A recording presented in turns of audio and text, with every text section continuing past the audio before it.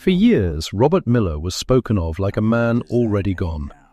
His plays came back from New York theaters with polite little letters that all meant the same thing: no.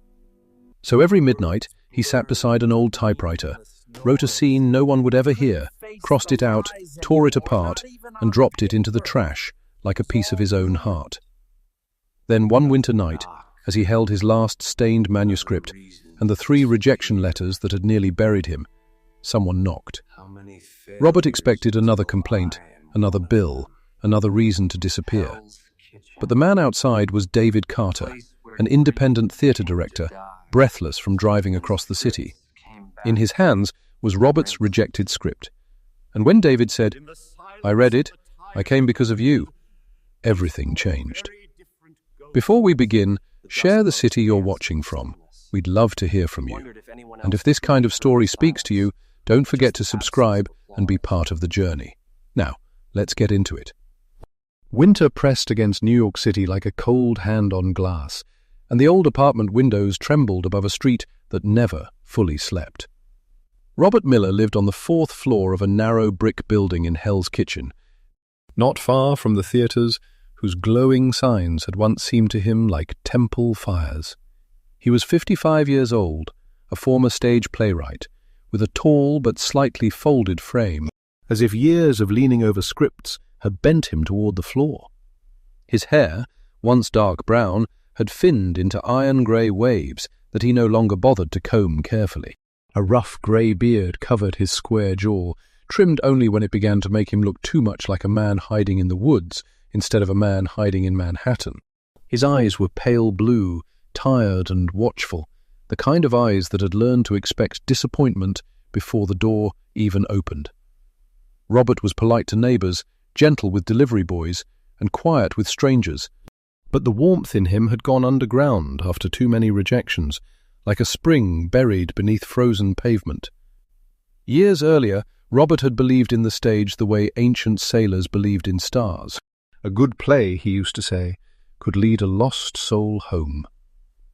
He had written about widows in laundromats, brothers who stopped speaking after their mother died, old soldiers eating soup beneath subway signs, and children who heard music in places adults had declared empty. His characters were never kings, but he gave them crowns made of grief, courage, and badly timed jokes. Back then, he walked through New York with a notebook in his coat pocket, catching pieces of overheard conversation as if the gods themselves were whispering dialogue through taxi horns and subway breaks. But New York could be a generous monster one year and a starving one the next. Robert sent his scripts to off-Broadway theatres, small workshops, black box stages in Brooklyn, and independent companies that promised to read. New voices.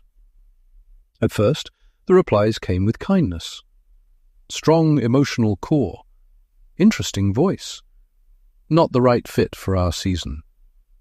He saved those letters because they still sounded almost human. Later, the answers grew shorter.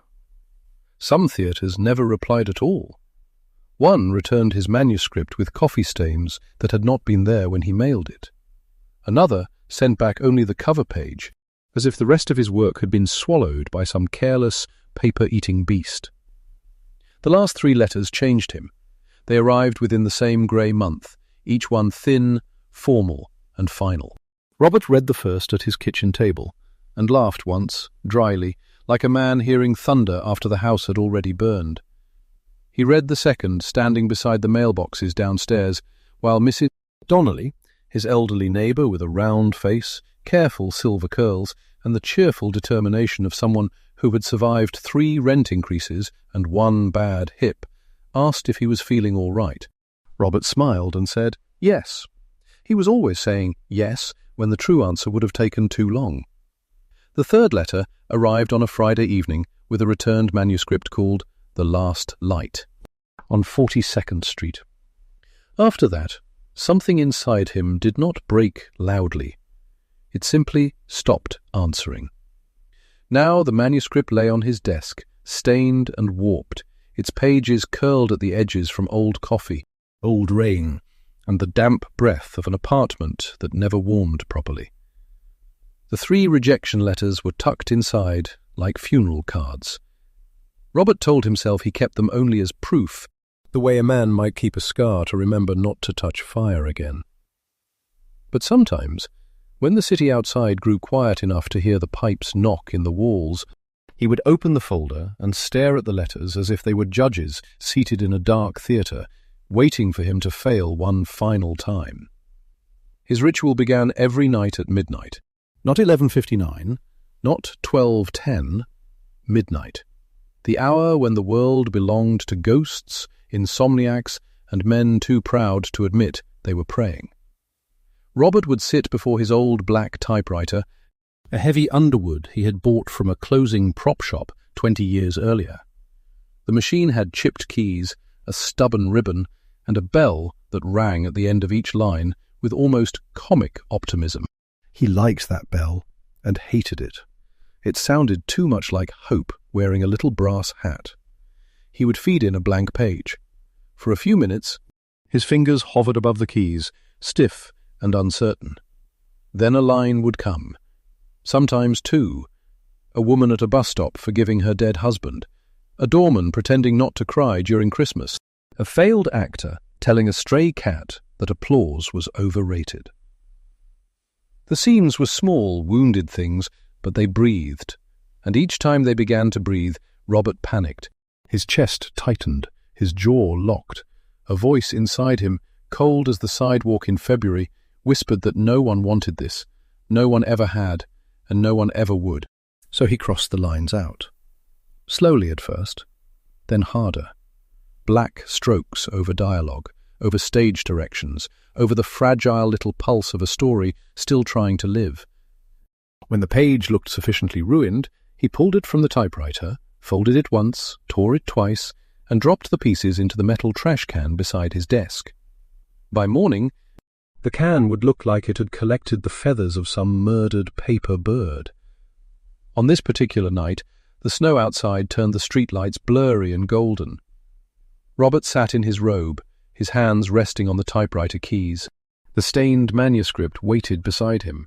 The 3 letters waited inside it.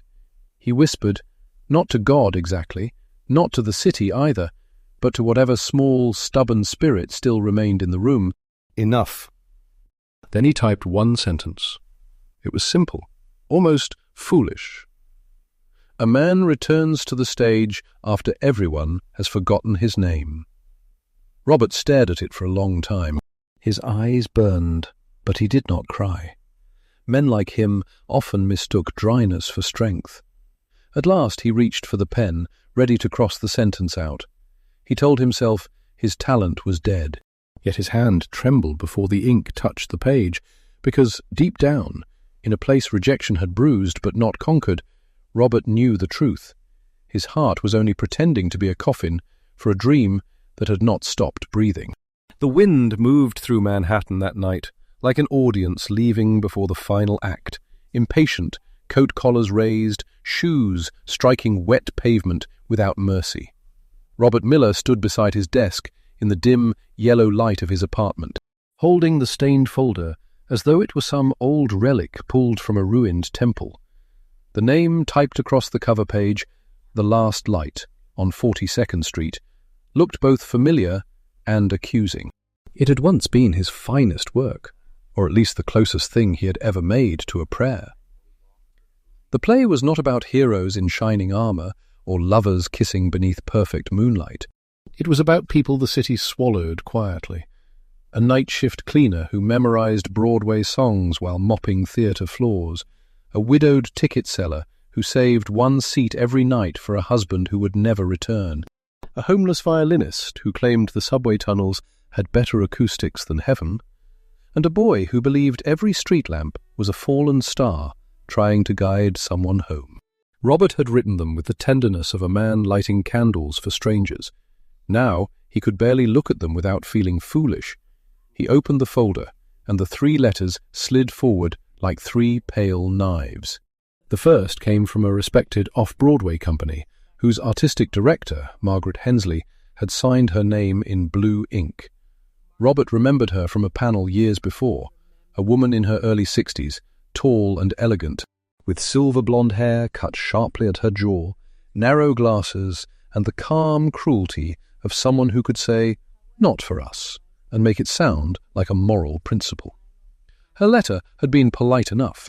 She praised the emotional atmosphere and the sense of urban loneliness, then explained that the play lacked commercial urgency. Robert had read that phrase 5 times. Commercial urgency. As if grief needed better shoes before it could enter the room. That first night, he had laughed hard enough to frighten himself. He slammed the letter onto the table, cursed the theatre, cursed the city, cursed every smiling donor whose name appeared in gold print on playbills. Anger had burned through him then, fierce and almost useful. It made him pace the apartment until dawn, arguing aloud with invisible critics like an old prophet scolding rain clouds.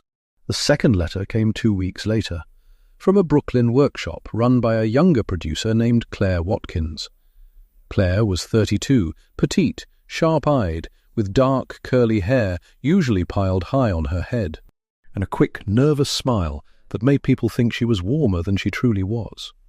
She had once told Robert at a staged reading that his dialogue had ghosts in it, and he had carried that sentence around for months like a coin blessed by some private saint. Her rejection was shorter. "We admire the craft, but the piece feels too quiet for our current direction." Too quiet. Robert had stared at those words while the kettle screamed on the stove. He did not laugh that time. He did not curse. He simply turned off the kettle and stood in the kitchen until the steam disappeared. Something inside him had shifted from fire to ash. After the second letter, he stopped walking near certain theatres. He crossed streets to avoid marquees. He no longer read posters taped to coffee shop windows. When Mrs. Donnelly asked if he was working on anything new, he smiled with the courteous emptiness of a man waving from the deck of a ship already sinking. The third letter arrived on a Friday evening in February, tucked inside the returned manuscript itself. No handwritten note, no warm sentence, just a clean printed page from a small but ambitious Manhattan theatre. The signature belonged to Alan Pierce, a man Robert had met only once. Broad-shouldered, neatly bearded, always dressed in black, with a booming laugh that never reached his small grey eyes. Alan's rejection did not pretend to be gentle. He wrote that the play was well observed but dramatically inert, and that its central emotional question failed to justify a full production. Robert remembered sitting down after reading that. Not falling, not weeping, just sitting, slowly, as if his body had received instructions from far away, dramatically inert. Failed to justify. Those words entered him like winter entering a cracked wall. By the time night came, Robert did not feel insulted. He did not feel wounded. He felt nothing. And the nothing frightened him more than pain ever had. After that, his life narrowed. He stopped telling people he was a playwright. If strangers asked, he said he used to work in theatre, then changed the subject before curiosity could drag the corpse into view. Inside his apartment, the old typewriter remained on the desk like a black iron animal waiting to be fed. Every midnight, he still sat before it, because habit can be crueler than hope. He wrote, crossed out, tore up, discarded. The trash can became his smallest and most faithful audience. Yet tonight, as the storm pushed its cold breath against the windows, Robert did not immediately destroy the page in front of him. He read the 3 letters again in order. Anger, silence, emptiness. A ridiculous thought came to him then, soft and dangerous. Perhaps he had not kept them as proof that he had failed. Perhaps he had kept them because some hidden part of him still wanted a witness. Not applause, not fame, not a grand opening night with critics sharpening their teeth in the lobby. Just one person who would sit long enough with the pages to hear what he had been trying to say. He wanted to surrender. He wanted failure to become a locked room where no one could ask him to try again. But beneath that desire was a smaller, more embarrassing hunger. He wanted not to be dismissed. He wanted someone to read the wounded people in his play and understand that they were also pieces of him. Robert folded the letters back into the manuscript. His hand trembled, though the room was warm enough. Outside, Manhattan roared and glittered like a mythological beast wearing a crown of windows. Inside, the old playwright sat alone with his rejected work, a man who had forgotten the lines of his own life, still waiting, though he would never have admitted it, for someone patient enough to listen without turning away. By late evening, Greenwich Village was silver with winter rain, its cafe windows glowing like small stages where lonely people performed the brave comedy of staying awake.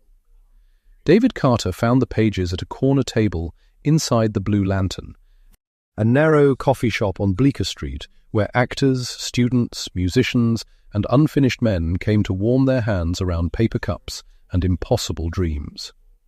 David was 38, an independent theatre director with a tall, lean body that looked as if it had been built more for pacing rehearsal rooms than resting anywhere. His brown hair was always slightly untidy, tonight made worse by the damp wind, and a short shadow of beard darkened his angular jaw. He had clear blue eyes, unusually intent, the eyes of a man who watched empty stages the way monks watched candle flames. People often mistook his quietness for arrogance, but David was not cold. He had learned stillness from failure. Years earlier, his first production had collapsed after investors withdrew, and his father, a practical electrician from Queens with hands rough as rope, had told him that dreams were beautiful until they started asking rent. David never forgot the sting, yet he also never stopped believing that a forgotten story could save a room full of strangers if someone gave it breath. That night, he had come to the Blue Lantern after a failed rehearsal in a rented church basement. His actors had argued, a light fixture had blown, and the lead actress had quit with the dramatic timing of someone born to leave doors open behind her. Lena Morales, the cafe owner, noticed him as soon as he entered. Lena was 46, short and sturdy, with copper-brown skin, black hair streaked with grey, and tied under a red scarf, and a smile that could slice sarcasm into bread. She treated every artist who entered her cafe as if they were both beloved and ridiculous, which was probably the truest way to treat artists. "You look like a tragedy wearing wet shoes," she said, pushing a towel toward him. David smiled weakly and ordered coffee. He chose the corner table because it was empty, or appeared to be. Then he saw the folded pages beneath an old theatre magazine. At first, he thought they were notes someone had abandoned after an audition. The top page was crossed out so heavily that the ink looked almost violent. Still, one line survived near the bottom. "Some lights remain on because someone is still trying to come home." David stopped moving. There are sentences that do not ask permission before entering a man's chest. This was one of them. He sat down slowly and read the next page, then the next. The scenes were wounded, uneven, full of scratched-out phrases and margins crowded with doubt. They were not polished. They did not shine with cleverness. They trembled. A night shift cleaner hummed show tunes while mopping a theatre lobby after everyone else had gone. A ticket seller saved a seat for her dead husband. A subway violinist joked that rats were the only honest critics in New York, because at least they stayed until the end. David laughed once at that line, then felt his throat tighten. Humour, he had always believed, was grief wearing a crooked hat so it could sneak past the guards. He turned another page and saw the title written faintly in the corner, "The Last Light on 42nd Street." Beneath it was a name, Robert Miller. David knew that name, not well, not personally, but as one knew a half-buried statue in an old city. Robert Miller had once been spoken of in small theatre circles as a writer with a rare ear for loneliness. Then the name had vanished. Some said he had retired. Some said he had become impossible. Some said, with the lazy cruelty of people who enjoy burying the living, that he had simply never been as good as promised. David read the pages again, slower this time. He was not reading for market potential, not for awards, not for some donor-friendly hook. He was listening. Beneath the crossings out, beneath the bruised sentences, he heard something stubborn and alive. It was not a perfect play. It was better than perfect in one dangerous way. It needed someone. David asked Lena where the pages had come from. She glanced toward the door, then frowned. Older man, grey beard, quiet, sat there 2 hours and looked like he was losing an argument with a ghost. Left before I could return his change. David's pulse quickened. Lena found a receipt near the magazine, and on the back, in careful block letters, was an address in Hell's Kitchen, probably scribbled for a delivery or cab. David stared at it. A reasonable person would have waited until morning. A polished professional would have sent an email. A coward would have folded the pages back where he found them and called the feeling inspiration. David did none of those things. He tucked the pages inside his coat like a rescued bird, thanked Lena, and stepped into the rain. The drive across Manhattan was slow and shining, every traffic light turning the streets into red and green rivers. Snow began mixing with rain near Midtown. Taxi horns barked. Steam rose from grates like old gods exhaling beneath the city. David kept one hand on the wheel, and one hand pressed lightly against the pages in his coat, as though they might disappear if he stopped believing in them. He was not going to Robert because he smelled success. He was going because someone had written a sentence that sounded like a man calling from the bottom of a well. By the time David reached the old brick building in Hell's Kitchen, the lobby lights were flickering. Malik Harris, the night doorman, was a thin young man with sleepy brown eyes, close-cropped hair, and a security jacket too large for his shoulders. He looked suspicious until David explained, badly and breathlessly, that he was there about a play. Malik stared at him, then muttered, "Only in New York," and buzzed him upstairs. On the 4th floor, David found Robert's door. For several seconds he only stood there, listening to the faint clack of typewriter keys from inside. Then the typing stopped. David knocked. Inside, something shifted. When the door opened, Robert Miller stood in the narrow gap, wearing an old robe over a wrinkled shirt, his grey beard rough, his pale blue eyes hollow with the expectation of another wound. He looked at David as if the night had delivered one more rejection in human form. David held up the wrinkled pages carefully, not like evidence, not like stolen property, but like something still breathing. "Mr. Miller," he said softly, rainwater dripping from his coat sleeve onto the hallway floor. "I read it. I read your story." Robert did not invite David in right away. For a long moment, the old playwright stood in the doorway with one hand gripping the frame, his pale blue eyes fixed on the wrinkled pages, as if they were not paper at all, but a wounded animal David had carried back from the road. The hallway smelled of wet wool, old paint and radiator steam. David Carter, tall and rain-soaked, with his brown hair flattened by the storm and a patient stillness in his blue eyes, did not push forward. He did not smile too brightly. He did not say Robert's play had changed his life, or that he had discovered genius, or any of the grand, shining lies that frightened broken artists more than insults. He simply stood there and waited. That was the first thing Robert noticed. The man knew how to wait.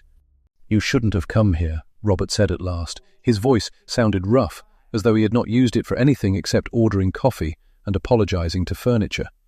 "Whatever you think those pages are, they're not finished." David looked down at the manuscript fragments in his hands. "I know. They're not good." "I don't know that." Robert gave a short, bitter laugh. "That is because you haven't been properly warned." A younger man might have tried to win the moment. David did not. He only lowered the pages slightly and said, "Then warn the inside.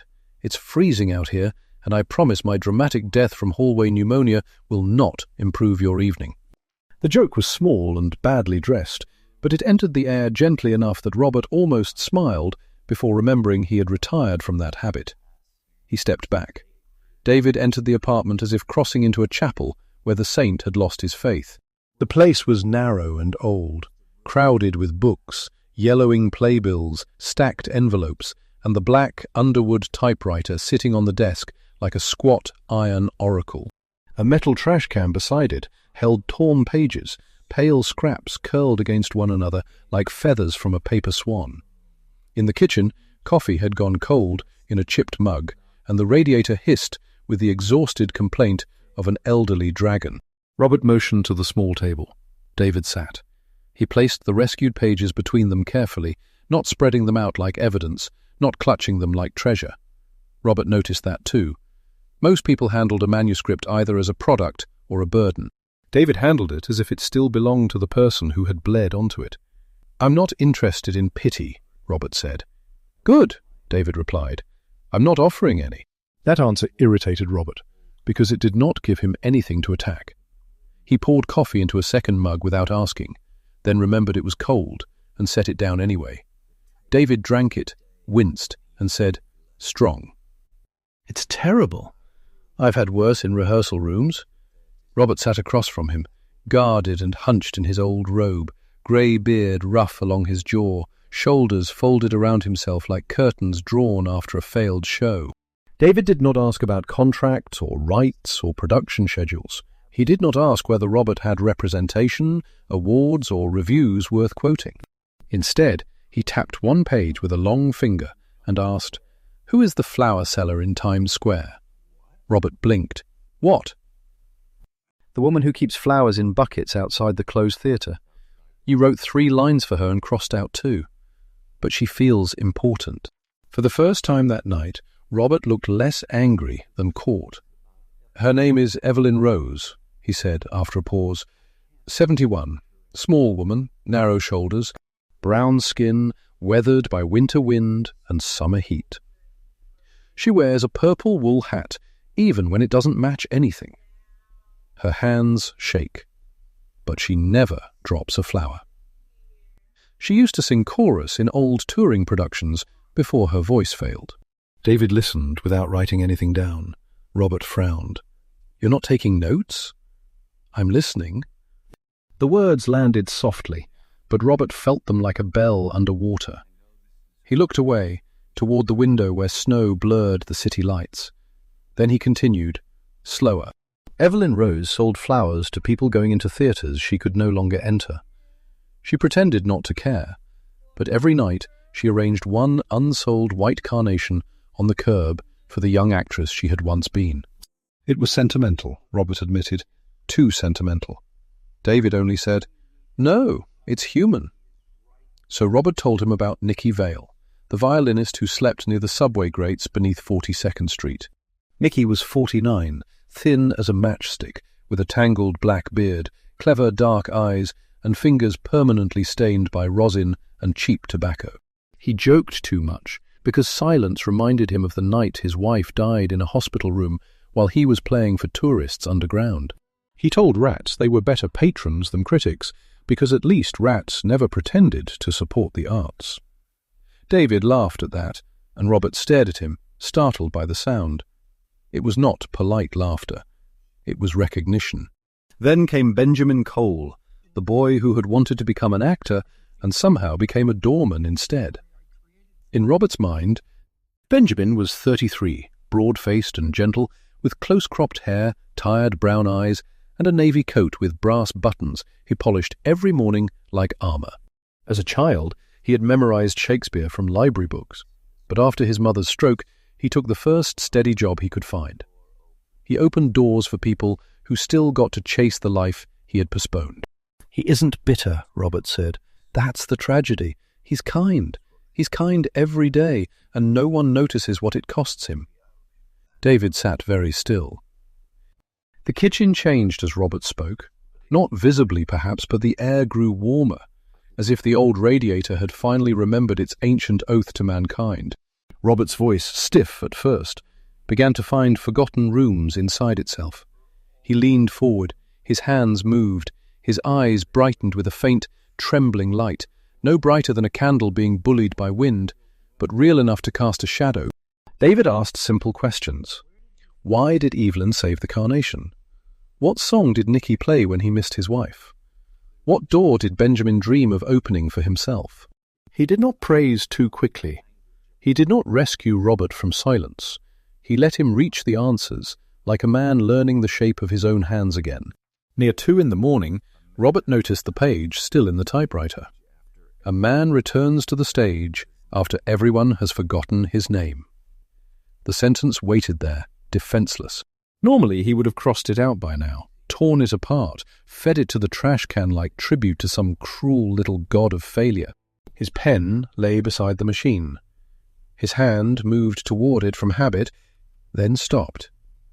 David saw but said nothing. That silence saved the page more than any speech could have. Robert withdrew his hand. For the first time in years, he did not destroy what he had written. He only sat down again, exhausted and afraid, while David remained across from him in the small kitchen, drinking terrible coffee, as if keeping watch beside a fire. Outside, Manhattan kept roaring like a beast with jeweled eyes. Inside, Robert understood something he did not yet dare to name. David had not come to applaud him. He had come to stay long enough for the story to breathe. Brooklyn woke under a pale winter sky, the kind that made old brick buildings look like they were holding their breath. 3 days after David Carter knocked on Robert Miller's door, the two men stood inside a small black box theatre in Gowanus, Brooklyn, where the floorboards creaked like elderly witnesses and the stage lights glowed with the tired gold of a candle refusing to die. The place was called Harbour Room Theatre, though there was no harbour in sight, only a narrow street, a deli with fogged windows, and a loading door that groaned every time the wind leaned against it. To Robert, it did not look like a beginning. It looked too small, too bare, too honest. No velvet curtain, no grand balcony, no critics waiting with polished knives. Just 28 mismatched seats, a row of dusty lighting instruments, and a stage marked with old tape from productions that had vanished like footprints in snow. David, tall and lean in his dark coat, brown hair still untidy as if the night wind had become a permanent collaborator, looked around with reverence. "This is enough," he said. Robert almost laughed. Enough had become a dangerous word to him. He had spent years believing nothing he made would ever be enough. David had not promised Broadway, awards, interviews, or redemption wrapped in thunder. He had only asked Robert to let a few scenes be read aloud. "Not a production," David had said that morning, while Robert stared at his coffee as though it might contain an escape route. "Not a test, just breath." Robert had nearly refused before anyone else could refuse him. Fear had learned to speak early in him, always arriving before hope could put on its shoes. But David had not pushed. He had simply placed the rescued pages and the stained manuscript on the table between them, as carefully as a priest setting down relics, and waited. So Robert came. That felt like madness. It also felt, though he would not admit it, like the first step out of a tomb he had furnished too comfortably. The actors arrived one by one, young enough to still believe hunger was romantic. Maya Reed came first, a 26-year-old actress with dark brown skin, close-cropped curls, wide expressive eyes, and a long dancer's neck wrapped in a red scarf. She had a warm voice and a nervous habit of twisting the ring on her thumb whenever she cared too much. She would read Evelyn Rose, the old flower seller, and when Robert saw her studying the pages with genuine concentration, something in him flinched.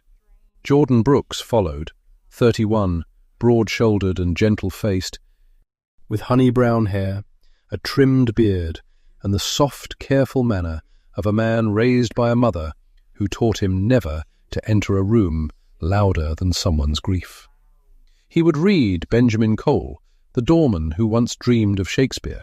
Then came Samuel Ortiz, 48, lean and sharp-cheeked, with salt and pepper stubble, tired black eyes, and fingers that tapped invisible rhythms on his thigh. He was not truly a violinist, but he carried the sadness of one convincingly. Samuel had spent years doing voice-over jobs, restaurant shifts, and tiny roles where his character died before intermission. Humour had become his shield, polished bright from overuse. He would read Nikki Vale.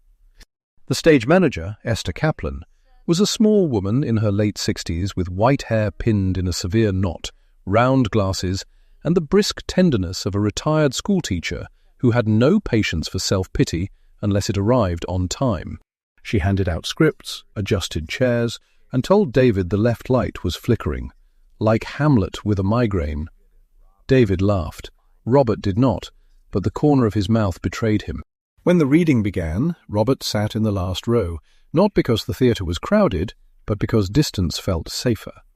In his lap lay The Last Light on 42nd Street, its pages stained and warped, the 3 rejection letters tucked inside like old curses folded into polite envelopes.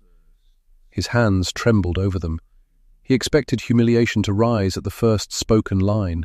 He expected the words to sound thin, foolish, dramatically inert, too quiet, lacking commercial urgency. Instead, Maya's voice entered the room gently. I sell flowers to people walking toward lights. I am no longer invited beneath. The sentence did not collapse. It stood, small, wounded, but standing. Robert looked up. Maya was not performing pity. She was listening from inside the line. Jordan answered as Benjamin, his voice low and kind, and Samuel slipped into Nicky's bitter humour with a grin that made the empty seats feel less empty. The play breathed. Not perfectly. Some lines stumbled. One joke failed so badly that Esther whispered, "Merciful heavens!" And Robert, against all dignity, nearly laughed aloud. But failure in that room did not feel like execution. It felt like rehearsal. That was the miracle. Not thunder, not an angel descending through the lighting grid with a union card, just a flawed sentence being spoken and allowed to live long enough to become better. Halfway through the final scene, Robert opened the manuscript and saw the 3 rejection letters. For years they had seemed like verdicts from 3 stone-faced gods. Now, under the old gold lights, they looked smaller. Not harmless, not false, but finished.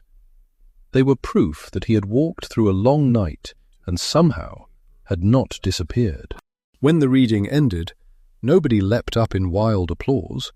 There were only a few quiet breaths, a chair shifting, Maya wiping one eye quickly, as if embarrassed by her own tenderness. David turned from the front of the room and looked at Robert. He did not ask, "Well?" He did not demand gratitude. He simply waited, as he had waited at the apartment door. Robert stood slowly. His knees ached, his throat tightened. The whole theatre seemed to narrow around the small distance between the last row and the stage. "Again," Robert said, his voice cracked but clear. "Could we read the last scene again?" David smiled then, not triumphantly, but like a man seeing a lamp relit in a house everyone thought abandoned. Robert held the stained manuscript against his chest. He was not cured.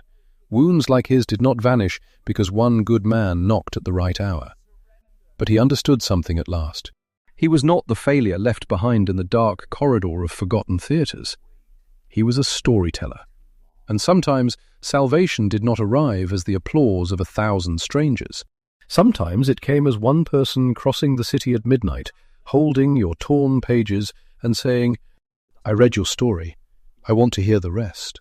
Sometimes the miracle we pray for does not arrive with thunder, applause, or a crowd calling our name.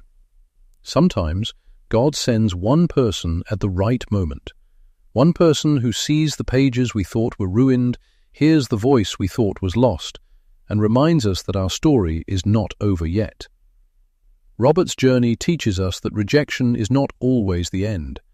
Sometimes it is only the long, dark hallway before a door opens. In daily life, many people quietly tear up their dreams after being ignored too many times. They stop speaking, stop trying, stop believing they have anything worth offering. But God sees what the world overlooks. He sees the tired hands, the hidden tears, the silent prayers, and the small hopes still breathing beneath the ashes. So if you are in a season of rejection, hold on. Your worth is not decided by the people who walked away. Your gift is not dead simply because someone failed to recognize it. And if you see someone around you who feels forgotten, be the one who listens. Be the one who stays. You may be the miracle God sends into their life. If this story touched your heart, please share it with someone who needs encouragement today. Leave a comment telling us what part moved you most, and subscribe to the channel for more stories of hope, healing, and second chances. Bless you, protect your family, and remind you every day that no life is too forgotten for His grace to find.